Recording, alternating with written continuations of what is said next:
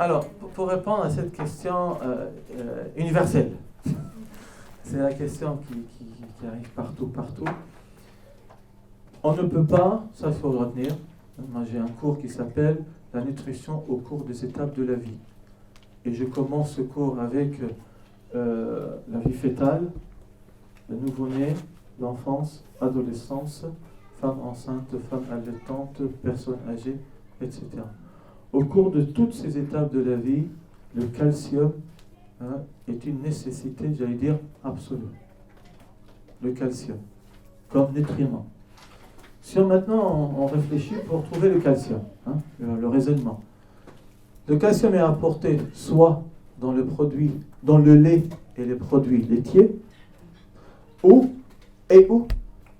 dans certains légumes, dans certains produits végétaux. Quand on étudie un peu plus, parce que c'est bien d'apporter, mais est-ce que c'est biodisponible? C'est-à-dire, est-ce que c'est bien assimilé, absorbé? Et de loin, le calcium du lait et des produits laitiers, mais surtout le lait liquide, est de loin de meilleure biodisponibilité que le calcium d'origine végétale. Pour la simple raison que dans le végétaux, nous avons une complexité structurale, botanique. Ça, vous avez appris beaucoup en pharmacie, la botanique et les plantes. Il y a une complexité structurale qui empêche une meilleure digestion et absorption du calcium végétal. Donc on dit, oui, il faut prendre le calcium dans le lait et le produit laitier. Nous disent certains, mais attention, le lait des vaches est fait pour le veau et il n'est pas fait pour l'humain. C'est vrai, tout à fait vrai, et valable, bien entendu. La réponse, apportez-nous suffisamment du lait pour les enfants à partir de 4 mois. Parce qu'on a dit jusqu'à 4 mois, c'est lait maternel. Et donc, à partir de 4 mois, il faut donner maintenant un autre lait. Ce qu'on appelle les compléments, le lait industriel pour nourrissants, etc. On ne peut pas passer outre. Il le faut. Et ce lait industriel, majoritairement, enfin pour ne pas dire totalement aujourd'hui, vient du lait de vache. Transformé, modifié, moins de gras peut-être, ajouter un peu plus d'oligosaccharides, un peu plus de certaines vitamines, certains acides gras essentiels. Voilà, on a travaillé ce lait pour qu'il soit, on va dire, plus proche, pas les mêmes, mais en tout cas un peu plus meilleur, on va dire, pour le nourrissant. On a dit, mais apporter du lait de soja. Ah, mais le lait de soja, c'est bien. Des quantités de lait de soja, est-ce qu'il y a? On peut produire beaucoup de lait de soja comme une vache peut produire. On nous dit, le lait de chèvre. Mais apportez-moi des quantités suffisantes en lait de chèvre pour donner aux bébés ou aux enfants.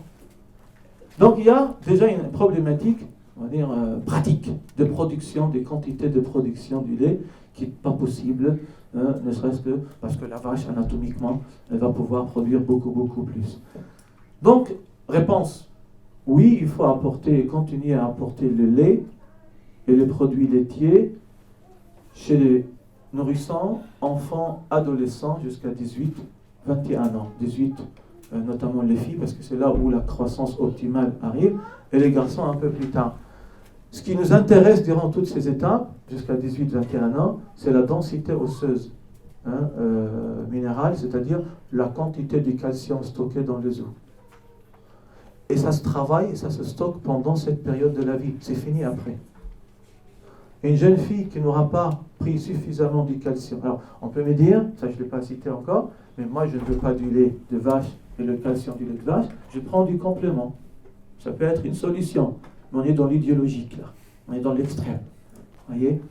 Et donc, oui, il faut prendre ce lait. Les problèmes liés au lait de vache, je veux dire toutes les études, les méta-analyses pour les connaisseurs, la seule chose qu'on a montré à une forte consommation du lait de vache, notamment, c'est le cancer de prostate. Ah, j'en bois plus. Ah, ben il n'en parle plus le frère. Mais pour des grandes quantités. Alors qu'est-ce qu'une grande quantité? Qui prend 1 litre de lait? 2 litres? 3 litres, on nous dit. qui prend 3 litres d'huile par jour. Donc votre bol du lait le matin, avec, si vous avez envie de vous faire plaisir et vous rappeler l'enfance avec un peu de cornflakes, hein, pourquoi pas, surtout s'il y a du blé complet, s'il y a un peu de raisin sec, s'il y a quelques éléments supplémentaires en vitamines, pourquoi pas. Ne faites pas un combat idéologique avec le sang. À partir, surtout là, parce que l'ostéoporose, qui est une maladie de décalcification osseuse après la ménopause, notamment chez les femmes, bien sûr, c'est ainsi que Allah nous a créés, est beaucoup plus grave de ce que le lait pourrait avoir comme conséquence. Et donc, qu'est-ce que je dis? Après 18-21 ans, si le frère ou la sœur ne veulent pas, parce que ça passe plus, vous pouvez arrêter. Mais à condition de bien consommer des produits végétaux. Et à condition, lorsque vous êtes enceinte ou allaitante, soit de se remettre à reprendre du lait, mais on sait que souvent on ne peut plus, donc vous allez passer par une supplémentation. Ouais. Tout simplement. Donc, à mon avis, jusqu'à 18-21 ans, il ne faut pas arrêter, parce qu'on n'a pas, sinon ce complément, c'est pas bon.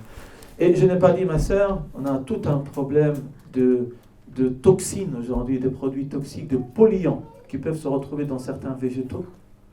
On peut en trouver dans le lait, je ne dis pas non, mais la transformation industrielle fait qu'il y en a moins, alors que si je veux donner du soja, et il y a des études là-dessus, on peut risquer de trouver plus de polluants contaminants dans le lait de soja que dans le lait de vache.